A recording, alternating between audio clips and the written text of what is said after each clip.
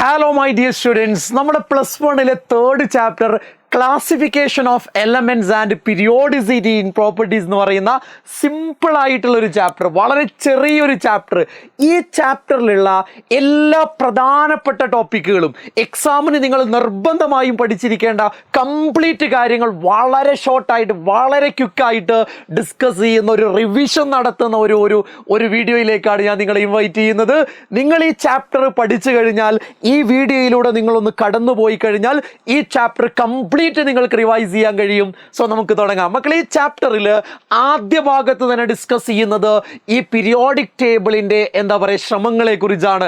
ആദ്യമായി എലമെന്റ്സിനെ ക്ലാസിഫൈ ചെയ്തത് ലവോസിയർ ആണ്. അദ്ദേഹം മെറ്റൽസ് ആൻഡ് നോൺ മെറ്റൽസ് എന്ന് പറഞ്ഞിട്ടാണ് എലമെന്റ്സിനെ ക്ലാസിഫൈ ചെയ്തത്. പക്ഷെ മെറ്റലോയിഡ്സിനെ പ്ലേസ് ചെയ്യാൻ കഴിയാത്തതാണ് അദ്ദേഹത്തിന്റെ ലിമിറ്റേഷൻ എന്നൊക്കെ നമ്മൾ മനസ്സിലാക്കിയിട്ടുണ്ട്. പക്ഷെ അത് എക്സാമിന് ചോദിക്കാറില്ല. എക്സാമിന് ചോദിക്കാൻ സാധ്യതയുള്ള ഒരു കാര്യമാണ് ഡോബ്രൈനേഴ്സ് ക്ലാസിഫിക്കേഷൻ. ഡോബ്രൈനർ എലമെന്റ്സിനെ ക്ലാസിഫൈ ചെയ്യുന്നത് ട്രയാഡുകളായിട്ടാ. എന്താ സാറേ ട്രയാഡുകൾ എന്ന് പറയുന്നത്? ഒരേ പ്രോപ്പർട്ടീസ് കാണിക്കുന്ന 3 എലമെന്റ്സ് അടങ്ങുന്ന ചെറിയ ഗ്രൂപ്പിനെയാണ് ട്രയാഡുകൾ എന്ന് വിളിക്കുക. അതിൻ്റെ എക്സാമ്പിളാണ് lithium, sodium, potassium, calcium, strontium, barium, chlorine, bromine, iodine. ഇതൊക്കെ അതിൻ്റെ എക്സാമ്പിളുകളാ. ഇവരുടെ പ്രത്യേകത എന്താണെന്നറിയോ? ഇവർ ലോ ഓഫ് ട്രയാഡ് ഒബേ ചെയ്യണം. എന്താ സാറേ ലോ ഓഫ് ട്രയാഡ് എന്ന് പറഞ്ഞാൽ? ഒരു ട്രയാഡിലുള്ള ആദ്യത്തെ എലമെന്റിന്റെയും മൂന്നാമത്തെ എലമെന്റിന്റെയും അറ്റോമിക് മാസിന്റെ ആവറേജ് എടുത്താൽ അത് മിഡിൽ എലമെന്റിന്റെ അറ്റോമിക് മാസിന് ഈക്വൽ ആയിരിക്കണം എന്നുള്ളതാണ് ലോ ഓഫ് ട്രയാഡ് കൊണ്ട് ഉദ്ദേശിക്കുന്നത്. അപ്പൊ ഇത് നിങ്ങളുടെ കയ്യിൽ ഉണ്ടായിരിക്കേണ്ട ഒരു ഡാറ്റയാണ്. എക്സാമ്പിൾ നിങ്ങൾ പഠിച്ചു വെക്കേണ്ടതുണ്ട്. രണ്ടാമത്തത് എന്ന് പറയുന്നത് ന്യൂലാൻസിന്റെ ക്ലാസിഫിക്കേഷനാ. അറ്റോമിക് മാസ് ഇൻക്രീസ് ചെയ്യുന്ന ഓർഡറിലാണ് ന്യൂലാൻസ് എലമെന്റ്സിനെ അറേഞ്ച് ചെയ്യുന്നത്. അങ്ങനെ അറേഞ്ച് ചെയ്തപ്പോഴാണ് 8ാമത് വരുന്ന എലമെന്റ് 1ാമത്തെ എലമെന്റിന്റെ അതേ പ്രോപ്പർട്ടി കാണിക്കുന്നുണ്ട് എന്ന് ന്യൂലാൻസ് മനസ്സിലാക്കുന്നത്. അതിനെ മക്കളെ ലോ ഓഫ് ഒക്ടേവ്സ് എന്ന് വിളിക്കുക. മറക്കണ്ട, ഇതിന് 2 പ്രശ്നങ്ങളുണ്ട്. ലോ ഓഫ് ഒക്ടേവ്സിന്റെ അടിസ്ഥാനത്തിൽ കാൽസ്യം വരെ മാത്രമേ എലമെന്റ്സിനെ അറേഞ്ച് ചെയ്യാൻ പറ്റുള്ളൂ. അതോടൊപ്പം തന്നെ നോബിൾ ഗ്യാസിനെ നമ്മൾ കൺസിഡർ ചെയ്യുകയാണെങ്കിൽ ഈ ലോ ഓഫ് ഒക്ടേവ്സ് തന്നെ തെറ്റാണ് എന്ന് പറയേണ്ട സിറ്റുവേഷൻ വരും. അതിനുശേഷമുള്ള വളരെ പ്രധാനപ്പെട്ട ഒരു സയന്റിസ്റ്റാണ് നമ്മുടെ മെന്റലീവ് എന്ന് പറയുന്നത്. അറ്റോമിക് മാസ് അല്ലെങ്കിൽ അറ്റോമിക് വെയിറ്റ് ഇൻക്രീസ് ചെയ്യുന്ന ഓർഡറിലാണ് അദ്ദേഹം എലമെന്റ്സിനെ അറേഞ്ച് ചെയ്യുന്നത്. അദ്ദേഹത്തിന്റെ പീരിയോഡിക് ലോ ഇമ്പോർട്ടൻ്റ് ആണ്. എന്താ? ദ പ്രോപ്പർട്ടീസ് ഓഫ് എലമെന്റ്സ് അല്ലെങ്കിൽ the physical and chemical properties of elements എന്താ? Are the periodic function of the atomic weight. Atomic വെയിറ്റിന്റെ പീരിയോഡിക് ഫംഗ്ഷൻ ആണ് എലമെന്റ്സിന്റെ ഫിസിക്കൽ ആൻഡ് കെമിക്കൽ പ്രോപ്പർട്ടീസ്. ഇതാണ് മെന്റലീവിന്റെ പീരിയോഡിക് ലോ. നിങ്ങൾ പഠിക്കേണ്ടതുണ്ട്. അത് ബേസ് ചെയ്തിട്ടാണ് മെന്റലീവിന്റെ പീരിയോഡിക് ടേബിൾ വരുന്നത്. ആ പീരിയോഡിക് ടേബിളിൽ 7 പീരീഡുകളാണുള്ളത്. അതേപോലെ 9 ഗ്രൂപ്പുകളാണുള്ളത്. 1 മുതൽ 8 വരെയുള്ള ഗ്രൂപ്പ്, അതേപോലെ ഒരു 0th ഗ്രൂപ്പ്. അങ്ങനെ ടോട്ടൽ 9 ഗ്രൂപ്പ് ഉണ്ട്. അതേപോലെ 7 പീരീഡ് ഉണ്ട്. എടാ, മെന്റലീവിന്റെ പീരിയോഡിക് ടേബിളിന് ചില പ്രധാനപ്പെട്ട മെറിറ്റുകളുണ്ട്. ഫോർ എക്സാമ്പിൾ, ആദ്യത്തെ സിസ്റ്റമാറ്റിക് ക്ലാസിഫിക്കേഷൻ ആണ്. ചില തെറ്റായിട്ടുള്ള അറ്റോമിക് മാസ് അദ്ദേഹം ശരിയാക്കുന്നുണ്ട്. ചില അൺനോൺ എലമെന്റ്സിന് അദ്ദേഹം പ്രെഡിക്റ്റ് ചെയ്യുന്നുണ്ട്. അതിന്റെ എക്സാമ്പിൾ ആണ് എക്കാ അലുമിനിയം, അതേപോലെ എക്കാ സിലിക്കൺ. ഇത് അദ്ദേഹം പ്രെഡിക്റ്റ് ചെയ്ത എലമെന്റ്സാ. ഇത് പിന്നീട് ഡിസ്കവർ ചെയ്യപ്പെടുന്നുണ്ട്. എക്കാ അലുമിനിയം എന്ന് പറഞ്ഞാൽ ഗാലിയം ആണ്. എക്കാ സിലിക്കൺ എന്ന് പറഞ്ഞാൽ ജർമേനിയം ആണ്. പ്രധാനപ്പെട്ട മെറിറ്റാ. പിന്നെ സെയിം പ്രോപ്പർട്ടീസ് കാണിക്കുന്ന എലമെന്റ്സിനെ പരമാവധി സെയിം ഗ്രൂപ്പിൽ അറേഞ്ച് ചെയ്യാൻ അദ്ദേഹം ശ്രമിക്കുന്നുണ്ട് എന്നുള്ളതാണ്. ഇനി മക്കളെ, ഇദ്ദേഹത്തിന് ചില ഡീമെറിറ്റുകൾ ഉണ്ട്. എന്താ സാറേ ഡീമെറിറ്റ്? ഹൈഡ്രജന് കൃത്യമായ പൊസിഷൻ ഇല്ല, ഐസോട്ടോപ്പുകൾക്ക് കൃത്യമായ പൊസിഷൻ ഇല്ല, ലാന്തനോയിഡ്സിന് പൊസിഷൻ ഇല്ല, ആക്ടിനോയിഡ്സിന് പൊസിഷൻ ഇല്ല. അതോടൊപ്പം ഡിഫറെന്റ് പ്രോപ്പർട്ടീസ് കാണിക്കുന്ന എലമെന്റ്സ് സെയിം ഗ്രൂപ്പിൽ വന്നു പോയിട്ടുണ്ട്. അത് ലിമിറ്റേഷൻ ആണ്, ഡീമെറിറ്റ് ആണ്.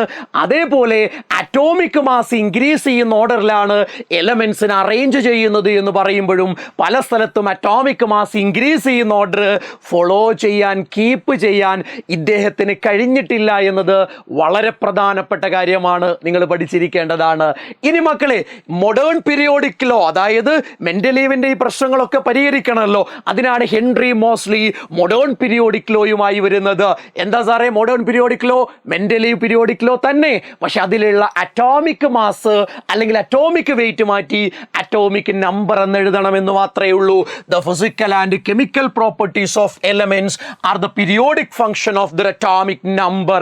അറ്റോമിക് നമ്പർ ആണെങ്കിൽ modern periodic law, atomic mass അല്ലെങ്കിൽ അറ്റോമിക് വെയിറ്റ് ആണെങ്കിൽ മെന്റലീസ് പീരിയോഡിക് ലോ. മറക്കണ്ട, ഇത് ബേസ് ചെയ്ത് വന്ന മോഡേൺ പീരിയോഡിക് ടേബിളിൽ മക്കളെ 7 പീരീഡും അതേപോലെ 18 ഗ്രൂപ്പുമാണുള്ളത്. 7 പീരീഡും 18 ഗ്രൂപ്പുമാണുള്ളത്. ഇതാണ് 7 പീരീഡും 18 ഗ്രൂപ്പുമുള്ള നമ്മുടെ മോഡേൺ പീരിയോഡിക് ടേബിൾ എന്ന് പറയുന്നത്. മക്കളെ, ഈ പീരിയോഡിക് ടേബിളിനെ നമ്മൾ 4 ബ്ലോക്കുകളായിട്ട് ക്ലാസിഫൈ ചെയ്യുന്നുണ്ട്. അതായത് ഒരു എലമെന്റിന്റെ ലാസ്റ്റ് ഇലക്ട്രോൺ ഉണ്ടല്ലോ, അത് ഏത് സബ്ഷെല്ലിലേക്കാണ് വരുന്നത് എന്നതിന്റെ അടിസ്ഥാനത്തിൽ മോഡേൺ പീരിയോഡിക് ടേബിളിനെ നമ്മൾ 4 ബ്ലോക്കാക്കി തിരിക്കുന്നുണ്ട്. S block, P block, D block, F block. ഏത് ബ്ലോക്കിനെ കുറിച്ച് ചോദിച്ചാലും ഒരു 4 പോയിന്റ് വീതം എഴുതി കൊടുക്കാൻ നിങ്ങൾക്ക് കഴിയണം. എസ് ബ്ലോക്കിലേക്ക് വന്നാൽ ആദ്യ ലാസ്റ്റ് ഇലക്ട്രോൺ എൻ്റർ ചെയ്യുന്നത് വാലൻസ് ഷെല്ലിലുള്ള എസ് സബ് ഷെല്ലിലേക്കാന്ന് പറയാം. മോഡേൺ പീരിയോഡിക് ടേബിളിലുള്ള ആദ്യത്തെ 2 ഗ്രൂപ്പാണെന്ന് പറയാം. ആദ്യത്തെ ഗ്രൂപ്പ് ആൽക്കലി മെറ്റലും രണ്ടാമത്തെ ഗ്രൂപ്പ് ആൽക്കലിൻ എർത്ത് മെറ്റലും ആണെന്ന് പറയാം. ജനറൽ കോൺഫിഗറേഷൻ NS⁻1 ആണെന്ന് പറയാം. അങ്ങനെ ഏതെങ്കിലും ഒരു 4 പോയിന്റ് എസ് ബ്ലോക്കിനെ കുറിച്ച് നിങ്ങൾക്ക് പറയാൻ കഴിയണം. ഇനി പി ബ്ലോക്കിലേക്ക് വന്നാലോ, ലാസ്റ്റ് ഇലക്ട്രോൺ എൻ്റർ ചെയ്യുന്നത് വാലൻസ് ഷെല്ലിലുള്ള പി സബ് ഷെല്ലിലേക്കാണ് എന്ന് നിങ്ങൾ പഠിക്കേണ്ടതായിട്ടുണ്ട്. അതോടൊപ്പം തന്നെ മോഡേൺ പീരിയോഡിക് ടേബിളിൽ 13 മുതൽ 18 വരെയുള്ള 6 ഗ്രൂപ്പുകളാണ് എന്ന് പഠിക്കേണ്ടതുണ്ട്. അവിടെ മെറ്റൽസും നോൺ മെറ്റൽസും മെറ്റലോയിഡ്സും ഉണ്ട് എന്ന് നമ്മൾ തിരിച്ചറിയണം. NS2 Np⁻1 എന്നാണ് ജനറൽ കോൺഫിഗറേഷൻ. കുറേ പോയിന്റുകൾ ഉണ്ട് കേട്ടോ. 4 പോയിന്റ് നിങ്ങൾ പഠിച്ചാൽ നിങ്ങളുടെ ഒരു മാർക്ക് പോലും കുറയാതെ ഇവിടെ സ്കോർ ചെയ്യാൻ കഴിയും. അത് പ്രത്യേകം ശ്രദ്ധിക്കുക. ഇനി ഡി ബ്ലോക്കിലേക്ക് വന്നാലോടാ, ലാസ്റ്റ് ഇലക്ട്രോൺ എൻ്റർ ചെയ്യുന്നത് എങ്ങോട്ടാണെന്നറിയോ? പെനൾട്ടിമേറ്റ് ഷെല്ലിലുള്ള ഡി സബ് ഷെല്ലിലേക്ക്. ഓക്കെ, പീരിയോഡിക് ടേബിൾ എവിടെയാണല്ലേ? 3ാമത്തെ ഗ്രൂപ്പ് മുതൽ 12ാമത്തെ ഗ്രൂപ്പ് വരെയുള്ള 10 ഗ്രൂപ്പുകളാണിത്. എല്ലാവരും മെറ്റൽസ് ആണ്, എല്ലാവരും good conductors of heat and electricity ആണ്. ഡിഫറെന്റ് ഓക്സിഡേഷൻ സ്റ്റേറ്റ് കാണിക്കുന്നുണ്ട്, കളേർഡ് കോമ്പൗണ്ടുകൾ ഉണ്ടാക്കുന്നുണ്ട്. NS⁻1 N-1 D⁻1 10 എന്നുള്ളതാണ് ഇതിന്റെ ജനറൽ കോൺഫിഗറേഷൻ. ഏതെങ്കിലും 4 പോയിന്റ് നിങ്ങൾക്ക് പറയാൻ കഴിയണം. സാറേ, എഫ് ബ്ലോക്കിനെ കുറിച്ച് ചോദിച്ചാൽ എന്താ പറയാ? ലാസ്റ്റ് ഇലക്ട്രോൺ എൻ്റർ ചെയ്യുന്നത് ആന്റി പെനൾട്ടിമേറ്റ് ഷെല്ലിലുള്ള എഫ് സബ് ഷെല്ലിലേക്കാ. മനസ്സിലാക്കണം നിങ്ങൾ. ജനറൽ കോൺഫിഗറേഷൻ എന്താ? N-2 F⁻1 14, N-1 D⁻0 NS2 എന്നാണ് കോൺഫിഗറേഷൻ വരിക. ഇതിൽ ലാന്തനോയിഡും ആക്ടിനോയിഡുമാണുള്ളത്. ഇവരും ഡിഫറെന്റ് ഓക്സിഡേഷൻ സ്റ്റേറ്റ് കാണിക്കുന്നുണ്ട്, ഇവരും കളേർഡ് അയോൺസ് ഉണ്ടാക്കുന്നുണ്ട്. ചുരുക്കി പറഞ്ഞാൽ മക്കളെ, 4 ബ്ലോക്കിനെ കുറിച്ച് ചോദിച്ചാലും വളരെ കൃത്യമായ 4 പോയിന്റുകൾ നിങ്ങൾക്ക് എഴുതാൻ കഴിയുമെങ്കിൽ നിങ്ങൾക്ക് 4 മാർക്ക് വരെ സ്കോർ ചെയ്യാനുള്ള സാധ്യത ഇവിടെ ഉണ്ട് എന്ന് നിങ്ങൾ തിരിച്ചറിയണം. അതോടൊപ്പം നോക്കൂ മക്കളെ, അറ്റോമിക് നമ്പർ 100-നേക്കാൾ കൂടുതൽ വരുന്ന എലമെന്റ്സ് ഉണ്ട്. അവർക്ക് പേര് കൊടുക്കാൻ IUPAC കൃത്യമായ ഒരു മെത്തേഡ് സജസ്റ്റ് ചെയ്യുന്നുണ്ട്. ഏതാടാ മെത്തേഡ്? ഈ മെത്തേഡാ. ഫോർ എക്സാമ്പിൾ 105 ആണ് നമ്മുടെ എലമെന്റ് എന്ന് വിചാരിക്കുക. 1-നെ നമ്മൾ പറയുന്ന പേര് അൺ എന്നാണ്, അൺ. 0-നെ നമ്മൾ പറയുന്ന പേര് നിൽ എന്നാണ്, നിൽ. 5-നെ നമ്മൾ പറയുന്ന പേര് പെൻഡ് എന്നാണ്, അൺനിൽ പെൻഡ്. IUM നമ്മൾ ആഡ് ചെയ്യണം. അപ്പൊ പേര് അൺനിൽ പെൻഡിയം, അൺനിൽ പെൻഡിയം. ഇതാണ് സിമ്പല്, അൺനിൽ പെൻഡിയം, അൺനിൽ പെൻഡിയം. ഇങ്ങനെ ഏത് ചോദിച്ചാലും ഇത് നിങ്ങൾക്കറിയാമെങ്കിൽ നിങ്ങൾക്ക് പേര് കൊടുക്കാൻ കഴിയും. 1 മാർക്കിന് ഇത് എക്സാമിന് ചോദിക്കാറുണ്ട്, മറന്നു കളയരുത്. ഇനിയാണ് ഈ ചാപ്റ്ററിലെ ഏറ്റവും പ്രധാനപ്പെട്ട ഏരിയ, പീരിയോഡിക് പ്രോപ്പർട്ടീസ്. സാറേ, എന്താ സാറേ പീരിയോഡിക് പ്രോപ്പർട്ടി? റെഗുലറായ ഇന്റർവെൽസിൽ റിപ്പീറ്റ് ചെയ്യുന്ന പ്രോപ്പർട്ടീസിനെയാണ് നമ്മൾ പീരിയോഡിക് പ്രോപ്പർട്ടീസ് എന്ന് പറയാ. റെഗുലർ ഇന്റർവെല്ലിൽ മക്കളെ റിപ്പീറ്റ് ചെയ്യുന്ന പ്രോപ്പർട്ടീസിനെയാണ് നമ്മൾ പീരിയോഡിക് പ്രോപ്പർട്ടീസ് എന്ന് പറയുക, പീരിയോഡിക് പ്രോപ്പർട്ടീസ് എന്ന് പറയുക. അതിലാദ്യത്തേതാണ് അറ്റോമിക് റേഡിയസ്. ഒന്നുമില്ല, ഒരാറ്റത്തിന്റെ ന്യൂക്ലിയസിൽ നിന്ന് ഇലക്ട്രോണുള്ള ഔട്ടർ മോസ്റ്റ് ഷെല്ലിലേക്കുള്ള ദൂരമാണ് അറ്റോമിക് റേഡിയസ്. അത് ഡയറക്റ്റുമായിട്ട് മെഷർ ചെയ്യൽ ബുദ്ധിമുട്ടാ. അപ്പൊ നമ്മൾ ചെയ്യാറുള്ളത് ഒന്നെങ്കിൽ കൊവാലന്റ് റേഡിയസ്. എന്താ സാറേ അത്? കോവാലന്റ്ലി ബോണ്ടഡ് ആയിട്ടുള്ള രണ്ട് ആറ്റങ്ങളുടെ ഇന്റർന്യൂക്ലിയർ ഡിസ്റ്റൻസിന്റെ ഹാഫ് ആണ് കൊവാലന്റ് റേഡിയസ്. അല്ലെങ്കിൽ വാണ്ടർവാൾ റേഡിയസിലാ പറയാ. എന്താ സാറേ വാണ്ടർവാൾ റേഡിയസ്? രണ്ട് സെപ്പറേറ്റ് മോളിക്യൂളിനകത്തുള്ള രണ്ട് നോൺ ബോണ്ടഡ് ആയിട്ടുള്ള ആറ്റങ്ങളുടെ ഇന്റർന്യൂക്ലിയർ ഡിസ്റ്റൻസിന്റെ ഹാഫ് ആണ് വാണ്ടർവാൾ റേഡിയസ്. അപ്പൊ സാറേ മെറ്റാലിക് റേഡിയസ് എന്ന് പറഞ്ഞാൽ എന്താ? ഒരു മെറ്റാലിക് ക്രിസ്റ്റലിലുള്ള രണ്ട് അഡ്ജസന്റ് ആയിട്ടുള്ള മെറ്റൽ ആറ്റങ്ങൾ അവരുടെ ഇന്റർന്യൂക്ലിയർ ഡിസ്റ്റൻസിന്റെ ഹാഫിനെയാ നമ്മൾ മെറ്റാലിക് റേഡിയസ് എന്ന് പറയാ. ഇതിലേത് റേഡിയസ് ആണെങ്കിലോടാ ടോപ്പ് ടു ബോട്ടം വരുമ്പോൾ കൂടുകയാണ് ചെയ്യുക. കാര്യം നമ്പർ ഓഫ് ഷെൽസും സ്ക്രീനിങ് എഫക്റ്റും കൂടുന്നുണ്ട്. ലെഫ്റ്റ് ടു റൈറ്റ് പോകുമ്പോൾ കുറയുകയാണ് ചെയ്യുക. കാര്യം എഫക്റ്റീവ് ന്യൂക്ലിയർ ചാർജ് കൂടുന്നുണ്ട്. ഇനി മക്കളെ എന്താണ് അയോണിക് റേഡിയസ് എന്നല്ലേ? ഒരു അയോണിക് ക്രിസ്റ്റലിൽ കാറ്റയോണും ആനയോണും ഉണ്ടാവും. അവരുടെ ഇന്റർന്യൂക്ലിയർ ഡിസ്റ്റൻസിന്റെ ഹാഫ് ആണ് അയോണിക് റേഡിയസ്. നമ്മുടെ അറ്റോമിക് റേഡിയസിനെ ഡിപ്പെൻഡ് ചെയ്യുന്ന അതേ ഫാക്ടേഴ്സ് ആണ് ഇവിടെയും ഡിപ്പെൻഡ് ചെയ്യുന്നത്. അതേ ട്രെൻഡാണ് ഇവിടെയും ഫോളോ ചെയ്യുന്നത്. പക്ഷേ അഡീഷണൽ ആയിട്ട് രണ്ട് കാര്യങ്ങൾ പഠിക്കണം. അതിലൊന്ന് ഈ കാര്യമാണ്, ന്യൂട്രൽ ആറ്റത്തേക്കാൾ സൈസ് കൂടുതലാണ് ആനയോണിന്, ന്യൂട്രൽ ആറ്റത്തേക്കാൾ സൈസ് കുറവാണ് കാറ്റയോണിന്. കാര്യം കാറ്റയോൺ ഉണ്ടാവുന്നത് ഇലക്ട്രോണിനെ ലൂസ് ചെയ്യുമ്പോഴാണ്. ഇലക്ട്രോണിനെ ലൂസ് ചെയ്യുമ്പോൾ എഫക്റ്റീവ് ന്യൂക്ലിയർ ചാർജ് കൂടും, സൈസ് കുറയും. ആനയോൺ ഉണ്ടാവുന്നത് ഇലക്ട്രോണിനെ ഗെയിൻ ചെയ്തിട്ടാ. ഇലക്ട്രോണിനെ ഗെയിൻ ചെയ്യുമ്പോൾ എഫക്റ്റീവ് ന്യൂക്ലിയർ ചാർജ് കുറയും, സൈസ് കൂടും എന്നുള്ളതാ. അപ്പൊ സൈസിന്റെ ഓർഡർ നിങ്ങൾ പഠിച്ചിരിക്കേണ്ടതായിട്ടുണ്ട്. ഇതിനോട് നിങ്ങൾ ചേർത്ത് വെക്കേണ്ട ഒരു കാര്യമുണ്ട്. That is iso electronic species. The species having same number of electrons. ഇലക്ട്രോണുകളുടെ നമ്പർ സെയിം ആയിട്ടുള്ള സ്പീഷീസ് ആണ് ഐസോ ഇലക്ട്രോണിക് സ്പീഷീസ്. O2- എടുക്ക്, F- എടുക്ക്, നിയോൺ എടുക്ക്, Na+ എടുക്ക്, Mg2+ എടുക്ക്. ഇതൊക്കെ നോക്കിയാൽ അതിൽ 10 ഇലക്ട്രോൺ നിങ്ങൾക്ക് കാണാം. അപ്പോ അവരൊക്കെ ഐസോ ഇലക്ട്രോണിക് ആണ്, മറന്നു കളയണ്ട. അടുത്തതാണ് മക്കളെ ionisation enthalpy. What is ionisation enthalpy? ഒരു ഗ്യാഷ്യസ് ഐസൊലേറ്റഡ് ആറ്റത്തിന്റെ വാലൻസ് ഷെല്ലിൽ നിന്ന് ഒരു ഇലക്ട്രോണിനെ റിമൂവ് ചെയ്യാൻ നമ്മൾ ആറ്റത്തിന് കൊടുക്കുന്ന മിനിമം എനർജിയുടെ പേരാണ് അയോണൈസേഷൻ എനർജി എന്ന് പറയുന്നത്. മറക്കരുത്. അതിനെ എഫക്ട് ചെയ്യുന്ന factors atomic radius, effective nuclear charge, screening effect, stable electronic configuration. Atomic റേഡിയസും സ്ക്രീനിങ് എഫക്റ്റും കൂടുമ്പോൾ അയോണൈസേഷൻ എന്താൽപ്പി കുറയുകയാണ് ചെയ്യുക. എഫക്റ്റീവ് ന്യൂക്ലിയർ ചാർജ് കൂടുമ്പോൾ അല്ലെങ്കിൽ സ്റ്റേബിൾ ഇലക്ട്രോണിക് കോൺഫിഗറേഷൻ വന്നാൽ അയോണൈസേഷൻ എന്താൽപ്പി കൂടുകയാണ് ചെയ്യുക. ഇവിടെ മക്കളെ എക്സാമിന് എപ്പോഴും ചോദിക്കാറുണ്ട്. നോക്ക്, വേരിയേഷനിലേക്ക് പോയാൽ ഒരു ഗ്രൂപ്പ് നിന്ന് ടോപ്പ് ടു ബോട്ടം വരുമ്പോൾ എന്താ സംഭവിക്കുക? അയോണൈസേഷൻ എന്താൽപ്പി കുറയും. കാര്യം എന്താ? അറ്റോമിക് റേഡിയസും സ്ക്രീനിങ് എഫക്റ്റും കൂടും. അപ്പോൾ അയോണൈസേഷൻ എന്താൽപ്പി കുറയുക ചെയ്യുക. ഒരു പീരീഡിൽ നിന്ന് ലെഫ്റ്റ് ടു റൈറ്റ് പോകുമ്പോൾ എന്താ ചെയ്യുക? അയോണൈസേഷൻ എന്താൽപ്പി കൂടും. കാരണം എന്താ? അവിടെ എഫക്റ്റീവ് ന്യൂക്ലിയർ ചാർജ് കൂടുന്നത് കൊണ്ടാണ്. പക്ഷെ അത് പറയുമ്പോൾ അവിടെ രണ്ട് പ്രധാനപ്പെട്ട ക്വസ്റ്റ്യൻസ് ഉണ്ട്. ഒന്നെന്താണെന്നറിയോ? ബോറോണിന്റെ അയോണൈസേഷൻ എന്താൽപ്പി ബെറിലിയത്തേക്കാൾ കുറവാണ്. കാരണം എന്താ അറിയോ? ബെറിലിയത്തിന്റെ കോൺഫിഗറേഷൻ 1s2 2s2 ആണ്. ബോറോണിന്റെ configuration 1s2 2s2 2p1. 2p1 എന്ന് പറഞ്ഞാൽ ഫുൾ ഫിൽഡോ ഹാഫ് ഫിൽഡോ ഒന്നും അല്ല. പക്ഷെ 2s2 എന്ന് പറഞ്ഞാൽ S2 ഫുൾ ഫിൽഡ് കോൺഫിഗറേഷനാ. ഫുൾ ഫിൽഡ് കോൺഫിഗറേഷൻ എന്ന് പറഞ്ഞാൽ സ്റ്റേബിൾ ഇലക്ട്രോണിക് കോൺഫിഗറേഷനാ. സ്റ്റേബിൾ ഇലക്ട്രോണിക് കോൺഫിഗറേഷൻ വന്നാൽ അയോണൈസേഷൻ എന്താൽപ്പി കൂടുമെന്ന കാര്യത്തിൽ ഒരു തർക്കവും വേണ്ട.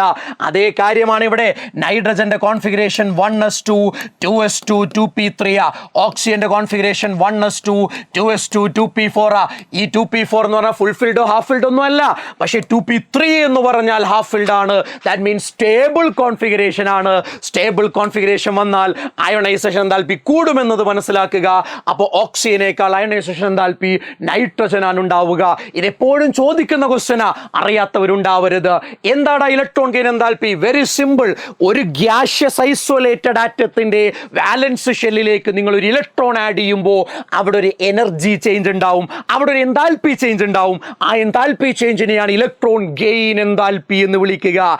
എന്തൊക്കെ ഫാക്ടേഴ്സ് ആണോ അയോണൈസേഷൻ എൻതാൽപ്പിയെ എഫക്ട് ചെയ്തത്, അതേ ഫാക്ടേഴ്സ് ആണ് ഇലക്ട്രോൺ ഗെയിൻ എൻതാൽപ്പി എഫക്ട് ചെയ്യുക. അതേ ട്രെൻഡ് പ്രകാരമാണ് ഇവിടെയും എഫക്ട് വരിക. അവിടെ എന്താണോ ടോപ്പ് ടു ബോട്ടം സംഭവിച്ചത്, എന്താണോ ലെഫ്റ്റ് ടു റൈറ്റ് സംഭവിച്ചത്, അത് തന്നെയാണ് ഇവിടെയും സംഭവിക്കുക. പക്ഷേ ഒരു പ്രധാനപ്പെട്ട കാര്യം ഇവിടെ ഉണ്ട്. എന്താണെന്നറിയോ? ഹാലജൻ എടുത്താൽ ഫ്ലൂറിൻ, ക്ലോറിൻ, ബ്രോമിൻ, അയോഡിൻ. ഇത് ഹാലോജന.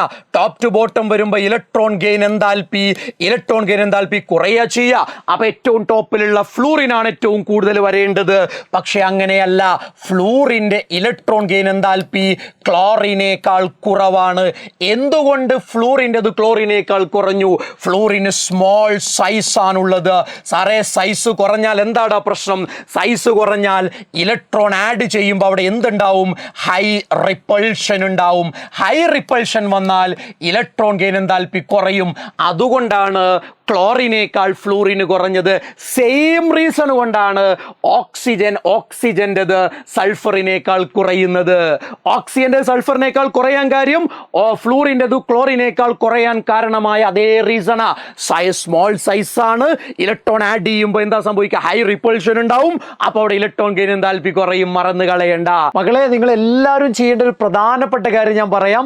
നമ്മുടെ ഈ കമ്മ്യൂണിറ്റി ഗ്രൂപ്പിൽ, +1 കമ്മ്യൂണിറ്റി ഗ്രൂപ്പിൽ നിങ്ങൾ എല്ലാവരും ജോയിൻ ചെയ്യണം. ഇത് പുതിയ കമ്മ്യൂണിറ്റി ഗ്രൂപ്പാണ്. വേറെ ഗ്രൂപ്പിലുള്ളവരൊക്കെ എന്ത് ചെയ്യണം? ഈ ഗ്രൂപ്പിൽ ജോയിൻ ചെയ്തു എന്ന് ഉറപ്പുവരുത്തണം. കാര്യം ഇതിലൂടെയാണ് നിങ്ങളുടെ ഡെയിലി പ്ലാന്, ഷോർട്ട് നോട്ട്സ്, അതേപോലെ തന്നെ മൈക്രോബിറ്റ്, ലൈവിൻ്റെ ലിങ്ക്, ബാക്കിയുള്ള എല്ലാ കാര്യങ്ങളും, നമ്മുടെ ക്രിസ്മസ് എക്സാം ആവട്ടെ, പബ്ലിക് എക്സാം ആവട്ടെ, ഇനിയുള്ള കംപ്ലീറ്റ് കാര്യങ്ങൾ നിങ്ങളിലേക്ക് കമ്മ്യൂണിക്കേറ്റ് ചെയ്യുന്നത് ഈ കമ്മ്യൂണിറ്റി ഗ്രൂപ്പിലൂടെ ആയിരിക്കും. അപ്പോൾ എല്ലാവരും എന്ത് ചെയ്യുക? ഈ ഗ്രൂപ്പിൽ ജോയിൻ ചെയ്യുക. ഓക്കെ, അടുത്തത് ഇലക്ട്രോ നെഗറ്റിവിറ്റിയാ. ഒന്നുമില്ലടാ, ബോണ്ടഡ് പെയർ ഓഫ് ഇലക്ട്രോൺസ് ഇല്ലേ? ആ ബോണ്ടഡ് പെയർ ഓഫ് ഇലക്ട്രോൺസിനെ അട്രാക്ട് ചെയ്യാനുള്ള ഒരു ആറ്റത്തിന്റെ എബിലിറ്റിയുടെ പേരാണ് electronegativity. Electronegativity measure ചെയ്യാൻ ഇലക്ട്രോ നെഗറ്റിവിറ്റി എഫക്ട് ചെയ്യുന്ന 2 ഫാക്ടേഴ്സ് അറ്റോമിക് റേഡിയസും എഫക്റ്റീവ് ന്യൂക്ലിയർ ചാർജുമാണ്. റേഡിയസ് കൂടുമ്പോൾ ഇലക്ട്രോ നെഗറ്റിവിറ്റി കുറയും. എഫക്റ്റീവ് ന്യൂക്ലിയർ ചാർജ് കൂടുമ്പോൾ ഇലക്ട്രോ നെഗറ്റിവിറ്റി കൂടും. എടാ, ഏറ്റവും മോസ്റ്റ് ഇലക്ട്രോ നെഗറ്റീവ് ആയിട്ടുള്ള എലമെന്റ് ആരാ? അത് ഫ്ലൂറിനാണ്. ലീസ്റ്റ് ഇലക്ട്രോ നെഗറ്റീവ് ആയിട്ടുള്ള എലമെന്റ് ഫ്രാൻസിയമാണ്. മറക്കണ്ട, ഇലക്ട്രോ നെഗറ്റിവിറ്റി മെഷർ ചെയ്യാൻ നമ്മൾ സാധാരണ ഉപയോഗിക്കുന്ന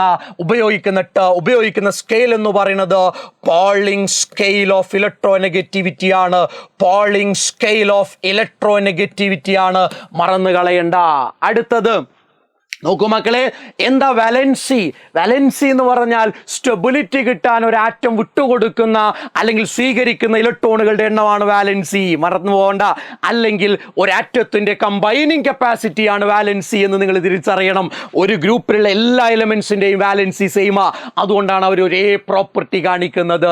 ഇനി വാലൻസി, ന്യൂമറിക്കലി വാലൻസി തന്നെയാണ് ഓക്സിഡേഷൻ സ്റ്റേറ്റ് എന്ന് പറയുന്നത്.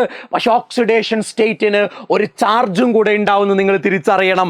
ഇലക്ട്രോൺ വിട്ടുകൊടുക്കുമ്പോൾ പോസിറ്റീവ് ചാർജ്, ഇലക്ട്രോൺ സ്വീകരിക്കുമ്പോൾ നെഗറ്റീവ് ചാർജ്. ആ വ്യത്യാസം മാത്രമല്ല, ന്യൂമറിക്കലി ഓക്സിഡേഷൻ നമ്പറും വാലൻസിയും സെയിം തന്നെയാണ്. ഇനി മക്കളെ, 2 എലമെന്റുകൾ നിങ്ങൾക്ക് തന്നു. ആ എലമെന്റുകൾ കമ്പൈൻ ചെയ്തുണ്ടാവുന്ന ബൈനറി കോമ്പൗണ്ടിന്റെ ഫോർമുല എഴുതാൻ പറഞ്ഞാൽ നിങ്ങൾ എന്താ ചെയ്യേണ്ടത്? 2 എലമെന്റുകൾ എഴുതുക. അവിടെ ഇലക്ട്രോണിക് അറേഞ്ച്മെന്റ് താഴെ എഴുതുക, വാലൻസി താഴെ എഴുതുക. അലുമിനിയത്തിന്റെ വാലൻസി 3, ഓക്സിജന്റെ വാലൻസി 2. ആ 2 എലമെന്റ്സിന്റെയും വാലൻസികളെ എക്സ്ചേഞ്ച് ചെയ്താൽ അവർ കൂടിച്ചേർന്നുണ്ടാവുന്ന ബൈനറി കോമ്പൗണ്ടിന്റെ മോളിക്കുലാർ ഫോർമുല നമുക്ക് കിട്ടുമെന്ന കാര്യത്തിൽ ആർക്കും സംശയത്തിന്റെ ആവശ്യമില്ല. അടുത്തതിലേക്ക് പോവാം. Anomalous properties. നോക്കൂ, എല്ലാ ഗ്രൂപ്പിലുമുള്ള ആദ്യത്തെ എലമെന്റ്സ്, സെക്കൻഡ് പീരീഡ് എലമെന്റ്സിനെ ഉദ്ദേശിക്കുന്നത്, ആദ്യത്തെ എലമെന്റ്സ് ആ ഗ്രൂപ്പിൽ തന്നെയുള്ള മറ്റു എലമെന്റ്സിൽ നിന്ന് ഡിഫറൻ്റ് ആയിട്ടുള്ള ചില പ്രോപ്പർട്ടീസ് കാണിക്കാറുണ്ട്. അതിനെയാണ് അനോമലസ് പ്രോപ്പർട്ടീസ്, അനോമലസ് ബിഹേവിയർ എന്നൊക്കെ പറയുക. അതിൻ്റെ റീസൺ എന്താ? സ്മോൾ സൈസ് ഒരു റീസൺ ആണ്, high charge to radius ratio reason ആണ്, ഹൈ ഇലക്ട്രോ നെഗറ്റിവിറ്റി റീസൺ ആണ്, വേക്കൻറ്റ് ഡി ഓർബിറ്റൽ അതിൻ്റെ റീസൺ ആണ്. അത് പഠിക്കണം നിങ്ങൾ. അനോമലസ് ബിഹേവിയർ പഠിക്കണം, അനോമലസ് ബിഹേവിയർ പഠിക്കണം. എക്സാമിന് ചോദിച്ചിട്ടുണ്ട്, നൈട്രജന് 5 ക്ലോറിനുമായിട്ട് കമ്പൈൻ ചെയ്ത് NCl5 ഉണ്ടാക്കാൻ കഴിയില്ല. പക്ഷേ നൈട്രജന്റെ താഴെയുള്ള ഫോസ്ഫറസിന് 5 ക്ലോറിനുമായി കമ്പൈൻ ചെയ്ത് PCl5 ഉണ്ടാക്കാൻ കഴിയും. കാരണം എന്താ? ഈ നൈട്രജനിൽ ഡി ഓർബിറ്റൽ വേക്കൻ്റ് ആണ്, അല്ലെങ്കിൽ ഡി ഓർബിറ്റൽ ആബ്സെന്റ് ആണ്. വേക്കൻ്റ് എന്നല്ല, ഡി ഓർബിറ്റൽ ആബ്സെന്റ് ആണ് എന്ന കാര്യം നിങ്ങൾ തിരിച്ചറിയണം. അതാണ് റീസൺ. അടുത്തത് ഡയഗണൽ റിലേഷൻഷിപ്പ്. ഒന്നുമില്ല, 2ാമത്തെ പീരീഡിലുള്ള എലമെന്റ്സ് 3ാമത്തെ പീരീഡിൽ ഡയഗണലായി കാണുന്ന എലമെന്റ്സുമായിട്ട് പ്രോപ്പർട്ടീസിൽ സിമിലാരിറ്റീസ് കാണിക്കുന്നുണ്ട്. അതിനെ മക്കളെ ഡയഗണൽ റിലേഷൻഷിപ്പ് എന്ന് പറയുക. ഫോർ എക്സാമ്പിൾ, നമ്മൾ ലിത്തിയം ഉണ്ടല്ലോടാ, ലിത്തിയം ആരുമായിട്ടാ ഡയഗണൽ റിലേഷൻഷിപ്പ് കാണിക്കുന്നത്? മെഗ്നീഷ്യവുമായിട്ടാ. ബെർലിയം ആരുമായിട്ടാ ഡയഗണൽ റിലേഷൻഷിപ്പ് കാണിക്കുന്നത്? അലുമിനിയവുമായിട്ട്. അങ്ങനെ ഡയഗണൽ റിലേഷൻഷിപ്പ് നിങ്ങൾ പഠിക്കേണ്ടതുണ്ട്. ഡയഗണൽ റിലേഷൻഷിപ്പ് പഠിക്കേണ്ടതുണ്ട്. അതിൻ്റെ റീസൺ എന്താ? ഇവരുടെ size, ionisation enthalpy, electronegativity, polarising power of there cation, ഇതൊക്കെ സിമിലർ ആയതുകൊണ്ടാണ് ഇവരുടെ പ്രോപ്പർട്ടീസിലും സിമിലാരിറ്റി വരുന്നത്. അടുത്തത് മക്കളെ, നമ്മളെ പീരിയോഡിക് ടേബിളിലുള്ള എലമെന്റ്സിന്റെ ഓക്സൈഡുകളുടെ നേച്ചർ പഠിക്കണം. അതായത് നമ്മുടെ ഓക്സൈഡ്സ് ഓഫ് മെറ്റൽസ് എന്ന് പറഞ്ഞാൽ പീരിയോഡിക് ടേബിളിന്റെ ലെഫ്റ്റ് സൈഡിലുള്ള ആളുകളാണ് മെറ്റൽ. അവരുടെ ഓക്സൈഡുകൾ ബേസിക് ആണ്. അതിന്റെ എക്സാമ്പിൾ ആണ് സോഡിയത്തിന്റെ ഓക്സൈഡ്, മെഗ്നീഷ്യത്തിന്റെ ഓക്സൈഡ്, കാൽസ്യത്തിന്റെ ഓക്സൈഡ്. അതേപോലെ തന്നെ പീരിയോഡിക് ടേബിളിന്റെ റൈറ്റിലുള്ള ആളുകളാണ് നോൺ മെറ്റൽസിന്റെ ഓക്സൈഡ് അസിഡിക് ആണ്. Carbon dioxide, sulphur dioxide, ക്ലോറിന്റെ ഓക്സൈഡ് ഒക്കെ അതിന്റെ എക്സാമ്പിളാ. അതേപോലെ ഏകദേശം മിഡിൽ നിൽക്കുന്ന ആളുകളുണ്ടല്ലോ, അവരൊന്നെങ്കിൽ ആംഫോട്ടറിക് ഓക്സൈഡുകളാണ്, അല്ലെങ്കിൽ ന്യൂട്രൽ ഓക്സൈഡ് ആണ്. Carbon monoxide, nitric oxide, nitrous oxide ഒക്കെ ന്യൂട്രൽ ആണ്. അലുമിനിയത്തിന്റെയും സിങ്കിന്റെയും ഓക്സൈഡ് ഒക്കെ എന്താണ്? ആംഫോട്ടറിക്. ന്യൂട്രൽ എന്ന് പറഞ്ഞാൽ ആസിഡും അല്ല ബേസും അല്ല. ആംഫോട്ടറിക് എന്ന് പറഞ്ഞാൽ ആസിഡായും ആക്ട് ചെയ്യുന്നുണ്ട്, ബേസായും ആക്ട് ചെയ്യുന്നുണ്ട്. രണ്ടിനും കഴിയുന്ന ആളുകളാണ് ആംഫോട്ടറിക് എന്ന് പറയുന്നത്. ഇവിടെ നിന്ന് എക്സാമിന് ക്വസ്റ്റ്യൻസ് വരാറുണ്ട്. അപ്പോൾ മക്കളെ, ഇത്രയുമാണ് ഈ ചാപ്റ്ററിൽ നിന്ന് നമുക്ക് പഠിക്കാനുള്ളത്. നോക്കൂ, എക്സാമിന് ഇമ്പോർട്ടൻ്റ് ആയിട്ടുള്ള ആദ്യം മുതൽ അവസാനം വരെയുള്ള എല്ലാ ടോപ്പിക്കുകളിലൂടെയും വളരെ പെട്ടെന്ന് ഒരു റിവിഷൻ പാറ്റേണിൽ നമ്മൾ കടന്നു പോയിട്ടുണ്ട്. ഈ വീഡിയോ നിങ്ങൾക്ക് എങ്ങനെയാണ് ഉപകാരപ്പെടുക? ആദ്യം നിങ്ങൾ ചാപ്റ്റർ കണ്ട്, ഡീറ്റെയിൽ ആയിട്ടുള്ള വീഡിയോ കണ്ട്, അറ്റ്ലീസ്റ്റ് വൺ ഷോട്ട് എങ്കിലും കണ്ട് ഒരു ധാരണ ഉണ്ടാക്കി ഒന്ന് പഠിച്ചു കഴിഞ്ഞ ആൾക്ക് ഇതിലൂടെ ഒന്ന് കടന്നു പോയാൽ ഒരു 15-20 മിനിറ്റല്ലേ മാക്സിമം എടുത്തിട്ടുള്ളൂടാ, കംപ്ലീറ്റ് കാര്യങ്ങളൊന്ന് റിവൈസ് ചെയ്യാൻ കഴിയും. ഏതെങ്കിലും ടോപ്പിക്കിൽ നിങ്ങൾക്ക് കൺഫ്യൂഷൻ വന്നാൽ, എന്തെങ്കിലും ഡിഫിക്കൽട്ടി ഫേസ് ചെയ്ത് കഴിഞ്ഞാൽ ഒരു ടെൻഷൻ നിങ്ങൾ അടിക്കേണ്ട, നിങ്ങൾക്ക് കോൺടാക്ട് ചെയ്യാം, ഞാൻ ഇവിടെ ഉണ്ട്. ഓക്കെ, കെമിസ്ട്രിയുടെ കാര്യത്തിൽ നിങ്ങൾക്ക് കൺഫ്യൂഷനേ വേണ്ട, ടെൻഷനേ വേണ്ട, ഒരുമിച്ച് നമുക്ക് നോക്കാം. Okay, all the very best. Thank you very much.